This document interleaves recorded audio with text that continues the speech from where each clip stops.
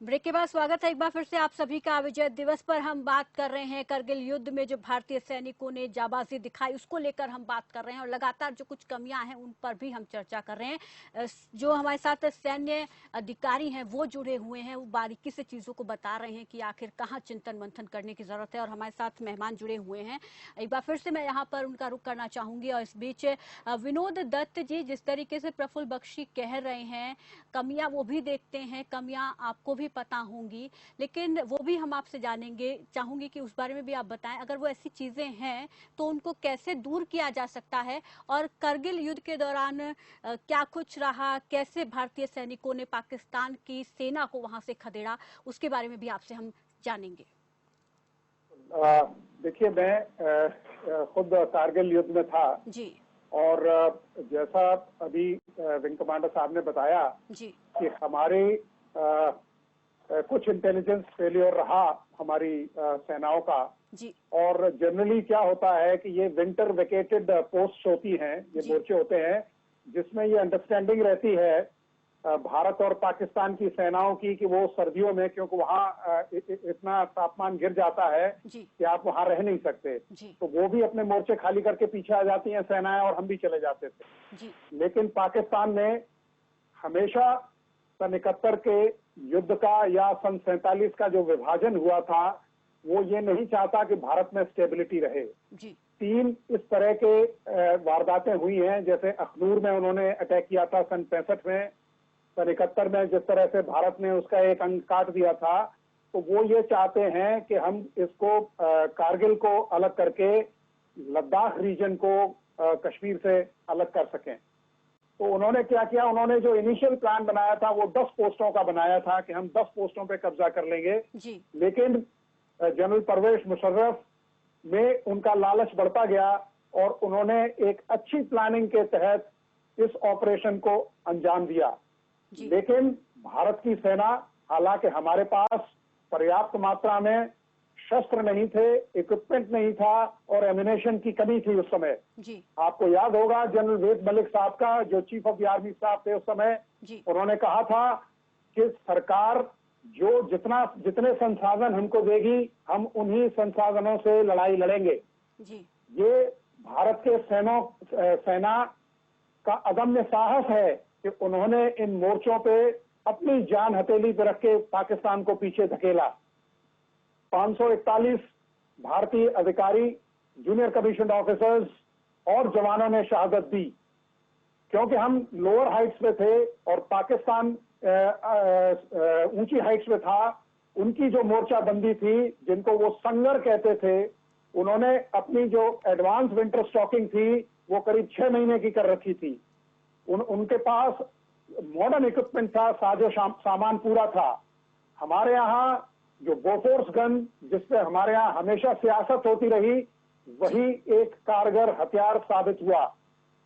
जैसा मैं आपको पहले भी बता चुका हूं, हर महीने या हर 3 महीने बाद भारतीय सेना मिनिस्ट्री ऑफ डिफेंस को यह अवगत कराती है कि उसके पास कितने दिन का गोला बारूद है। जनरली ये देखा जाता है कि हमारे पास 30 दिन इंटेंस वॉर और 30 दिन नॉर्मल रेट वॉर का सामान होना चाहिए या गोला बारूद होना चाहिए। बड़े दुख के साथ बताना पड़ता है कि कई एमिनेशंस में इसकी जो मात्रा है वो 2 या 3 दिन के लिए भी नहीं है। मिनिस्ट्री में वो फाइलें पड़ी रहती हैं। अब ये कारगिल रिव्यू कमेटी के बाद जब से सीडीएस का गठन हुआ है तब से फाइलों का मूवमेंट थोड़ा ज्यादा हुआ है। आपको याद होगा जॉर्ज फर्नांडिस साहब के टाइम में जब एक बार वो सियाचिन गए थे, तब उन्होंने जवानों को राशन ढोते हुए पीठ पे देखा। तो उन्होंने पूछा कि वो स्नो स्कूटर कहाँ हैं जो मैंने सैंक्शन किए थे। तो वहां के जो अधिकारी थे और जो सैनिक थे, उन्होंने कहा कि साहब यहाँ कोई स्नो स्कूटर नहीं आया है। वो दिल्ली आए, उन्होंने डिफेंस सेक्रेटरी को बोला कि मुझे जितने अधिकारी थे वो सब सुबह एक हवाई जहाज में सियाचिन जाएंगे और 15 दिन वहां रह के आएंगे। तो इस तरह के जो एक्शंस हैं, जब तक जो बाबूदम है उसको नहीं झंझोड़ा जाएगा, क्योंकि हमारे यहाँ डिसीजन वो बंदा लेता है जिसने कभी फुलझड़ी भी नहीं चलाई है दिवाली में या पटाखा नहीं चलाया है, तो उसे कोई न इल्म है न उसको कोई एहसास है। ये जो कारगिल का युद्ध था, इसमें जो यंग लीडरशिप थी उसने अपने आप को प्रूव किया है। जो इंटेलिजेंस फेलियर था, क्योंकि हमारे पास उस समय इतने भी संसाधन नहीं थे कि जो हमारी जो फोटो रिकॉनेसेंस थी उसको हम इंटरप्रेट कर सकें, वो दिल्ली लाई गई जी। और सबसे बड़ी जो दुख की बात होती है कि जो हमारा पॉलिटिकल सिस्टम है वो सही समय पे अपना डिसीजन नहीं लेता है। आप अभी चीन के साथ फेस ऑफ देखिए आप, चीन 5 जगह घुस गया है, 6 जगह घुस के आ गया है। हमें ऐसी कौन सी ताकत है जो रोकती है कि हम चीन के अंदर क्यों नहीं घुस सकते, हम क्यों प्रोएक्टिव नहीं हो सकते। वो एक शायर ने कहा था कि जुल्म करता है जमाना और हम शर्माए जाते हैं। तो मैं ये चाहूंगा कि जो पॉलिटिकल लीडरशिप है उसको स्ट्रांग बनना चाहिए और एक नेशनल जो मस्कुलर नेशनलिज्म है उसका हमें परिचय देना चाहिए। जी बिल्कुल। प्रफुल्ल बख्शी जी आपकी बात से पूरी तरीके से सहमत दिख रहे हैं, वो कुछ कहना भी चाह रहे हैं। प्रफुल्ल बख्शी जी कहिए। बिल्कुल, मैं ब्रिगेडियर साहब की बात से बिल्कुल सहमत हूँ, दत्त साहब की बात से जी 100%। और अब ये आवाज हमें आनी चाहिए हर जगह जो ब्रिगेडियर साहब बोल रहे हैं। अब ये हमारे जो लोग हैं ये बात बोलते नहीं है, ऊपर जाके बोलते हैं, जिसको आप यूपी में बोलते हैं ठाकुर सुहाती। ठाकुर साहब को जो पसंद है वही बात बोलिए, क्योंकि मेरी अगली पोस्टिंग या प्रमोशन रुक जाएगी। ये प्रॉब्लम हमारी बीमारी फैली हुई है, इस बीमारी को दूर करना है।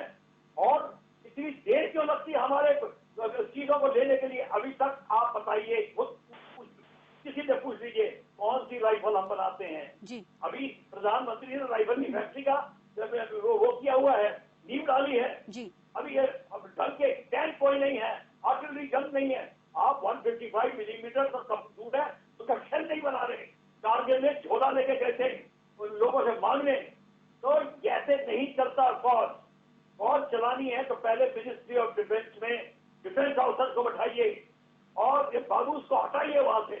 जब तक वो बैठे रहेंगे आपकी हालत यही रहेगी कि अभी तक रफाइल के लिए लोग मूव कर देख रहे हैं। मीडिया बोलती है 5 रफाइल आ रहे हैं, पता नहीं हमारे को क्या इंद्रधनुष मिल रहा है। ये क्या बात हो रही है? ये इसलिए हो रही है कि हमारे लोगों को डिसीजन नहीं लेने देते और ढंग की बात नहीं। लेकिन प्रफुल्ल बख्शी जी बात तो यही की जाती है कि सेना को फ्री हैंड दे दिया गया है, फिर से वो डिसीजन लेते जी। ये मैं नहीं मानता। कौन मानता है ये बात? अगर फ्री हैंड दिया होता तो इतनी देर तक क्यों लगे? ब्रिगेडियर साहब से पूछो, इतनी देर तक चाइनीज घुस रहे थे, उन्होंने बंकर भी बना लिए, उन्होंने सब कुछ कर लिया। मतलब कोर कमांडर वेट कर रहे थे, किसी की कोर कमांडर वेट कर रहे थे जब इंस्ट्रक्शन आएगी। जो आईटीबीपी की रिपोर्ट थी पता नहीं किधर जाती थी। आपको बताइए किसने कहा है? जब पुलवामा में प्रफुल्ल बख्शी जी, जब पुलवामा में अटैक हुआ था, एयरफोर्स की तरफ से एयर स्ट्राइक की गई थी, उस दौरान सरकार की तरफ से तमाम बातें की जा रही थी कि फ्री हैंड कर दिया गया है सेना को, सेना ने अपनी तरफ से अब खुली छूट है सेना को, वो अपनी तरीके से जैसे चाहे बदला लेना चाहे। जी, ये आप कैसे मान लेते हैं? हम सब पढ़े लिखे हैं। ये सेना को खुली छूट ये सिर्फ निबंध लिखने के लिए बातें हैं, ये नहीं है। और आप बताइए कि आपने इतनी पैरामिलिट्री फोर्सेस बनाई है, उनको कमांड कौन करता है? उनको आईपीएस ऑफिसर कमांड करता है, जो फ्रंट में दिखाई नहीं देता। वो होता ही नहीं है। किसी भी आप पैरामिलिट्री के एक्शन में दिखाइए आईपीएस ऑफिसर कहाँ होता है? आपने उनको नौकरी देने के लिए, उनको डीजी बनाने के लिए अलग रखा है ताकि सबको नौकरियां मिले, सबको ओहदे मिले। और होम मिनिस्ट्री के अंडर रखो। अगर डिफेंस मिनिस्ट्री के अंडर में आ गए तो उनको कौन पूछेगा? आईपीएस ऑफिसर का फौजी को रिपोर्ट करना पड़ेगा। वो चाहता नहीं है। ये अंदर की बातें बता रहा हूं मैं आपको। माना आज कारगिल दिवस है, हमें कविताएं पढ़नी चाहिए, मैं मानता हूँ, वो भी मैं पढ़ सकता हूँ, लेकिन हकीकत बिल्कुल सही बात है कि हकीकत जानना बहुत जरूरी है कि आखिर हालात क्या है। आरएस मलिक जी, आप कितना इत्तेफाक रखते हैं इन बातों से? त्रुटियां है, सिस्टम में त्रुटियां है जी, त्रुटियों को दूर करना है। पर एक ही चीज है कि देश सैनिक से चाहता है कि जरूरत पड़े तो सैनिक बेझिझक अपने प्राण की आहुति दे जी। और सैनिक के पीछे रहने वाले क्या चाहते हैं कि उनको अपने खोए हुए आदमी का दुख ना मिले बाद में। उनको ये देखें कि एक आदमी उनका गया है तो पूरा देश उनके साथ खड़ा है। इस चीज की जरूरत है।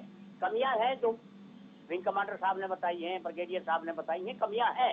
कमियां तो दूर करने से ही कमियां दूर होंगी और ये कांस्टेंट इसके ऊपर काम होना चाहिए। ये नहीं कि एक बार करके फिर उसको भूल जाए।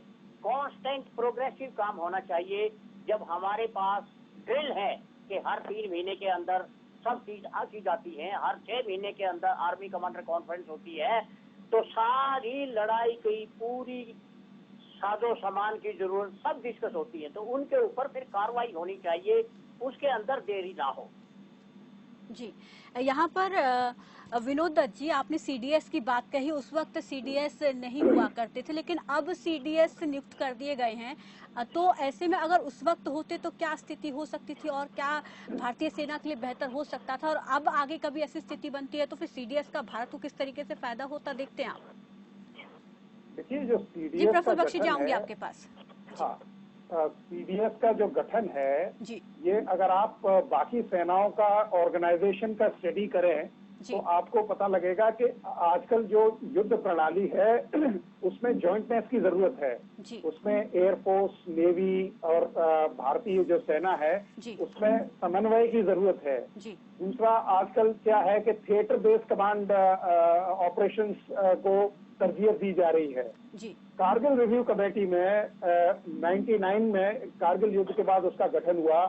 हमें 15 साल लग गए सीडीएस की नियुक्ति करने में। जी आप बताइए, आप जी हमारी जो सीडीएस की नियुक्ति हुई है, जी। आपने देखा होगा कि डिसीजन जो मेकिंग प्रोसेस है उसको काफी कम कर दिया गया है। जी जो आपने देखा होगा, जो बख्शी साहब ने बताया था कि जब तक मिनिस्ट्री ऑफ डिफेंस में हमारे सैनिक जो अधिकारी हैं, चाहे वो एयरफोर्स के हों चाहे वो आर्मी के हों, जी। वो नहीं रहेंगे, तब तक हम लोग आगे कुछ नहीं कर पाएंगे।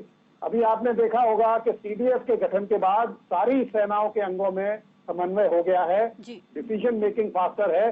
क्योंकि पहले कई बार क्या होता था, कुछ मतभेद रहता था एयरफोर्स के साथ, नेवी के साथ या आर्मी के साथ। जी। अब कम से कम एक पॉइंट ऑफ प्लेस पे आप डिसीजन ले सकते हैं और जो सरकार की जो नीति है उसको अमल में ला सकते हैं।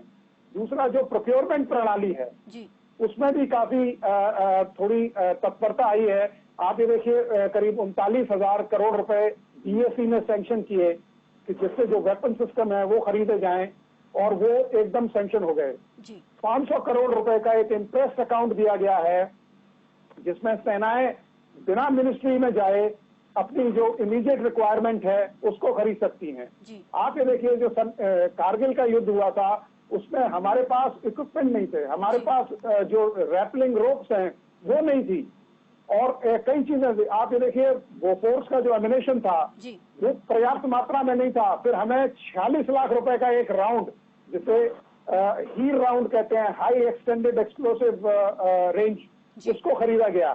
तो हमें जो सीडीएस का जो गठन हुआ है और जिसमें कई जॉइंट सेक्रेटरी लेवल के ऑफिसर्स को जनरल बिपिन रावत जो सीडीएस हैं उनके नीचे रखा गया है, तो इससे काफी हमारी जो युद्ध क्षमता है उसमें काफी इजाफा हुआ है।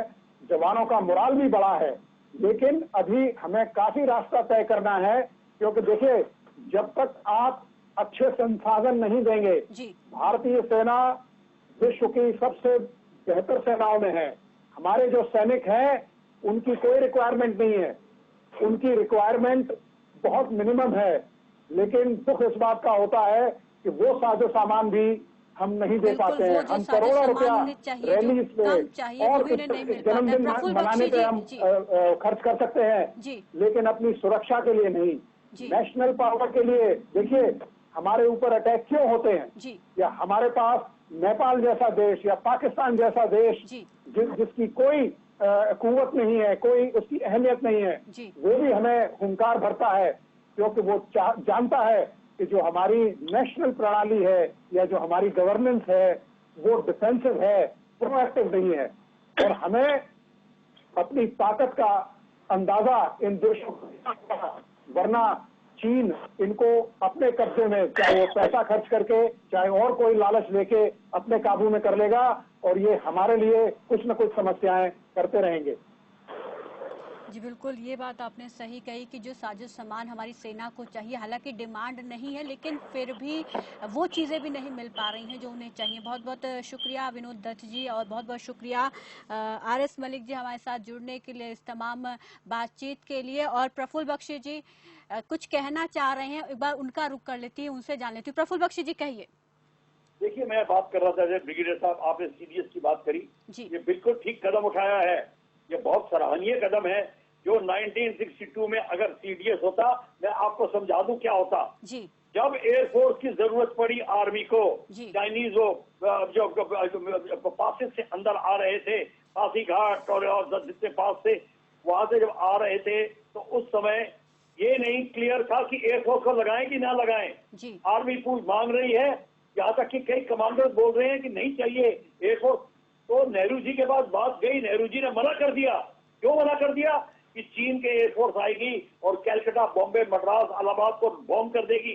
उनको अमेरिकन ने फुसला दिया ताकि हमारे इक्विपमेंट मांगे, और हमारी एयरफोर्स को कहा जिसका बांधो स्टेट अवे। जो पायलट अटैक के लिए बैठा था कॉकपिट में, उसका रुख मोड़ दिया पंजाब और दिल्ली की तरफ कि आप वहां जाइए। 6 स्क्वाड्रन निकाल दिए टैक्टिकल बैटल एरिया से। और उसके बाद में जो आपकी आर्मी की हालत हुई, अगर एयरफोर्स उस समय इस्तेमाल होता तो 2.5 से 3 ब्रिगेड चाइनीज की पीओडब्ल्यू आपके पास होती। ये नहीं, हमारी हार का छोड़िए, ये है सीडीएस का प्रॉब्लम, क्योंकि सीडीएस जॉइंट मैनशिप लाता है। और आज की लड़ाई जॉइंट आर्मी और एयरफोर्स की ग्राउंड पे होगी, नेवी और एयर की सी पे होगी। तो ये joint thinking, joint deployability, employability edge पर द टेरेन, ये जो थिएटर कंसेप्ट है, ये सीडीएस इसको बड़ी अच्छी तरह संभाल सकता है। जॉइंट ट्रेनिंग, जॉइंट डॉक्ट्रिन, ये सारी की सारी चीजें जो हैं, ये सीडीएस करता है। हम देर आए दुरुस्त आए। अब है जो खामियां हैं उसको दिखाई जा रही हैं, इसमें हमें हताश होने की कोई जरूरत नहीं। जी बिल्कुल, बहुत बहुत शुक्रिया प्रफुल्ल बख्शी जी, बहुत बहुत शुक्रिया विनोद दत्त और आरएस मलिक जी हमारे साथ जुड़ने के लिए, इस तमाम बातचीत के लिए, इस तमाम जानकारी के लिए। तो विजय दिवस को लेकर हम यहाँ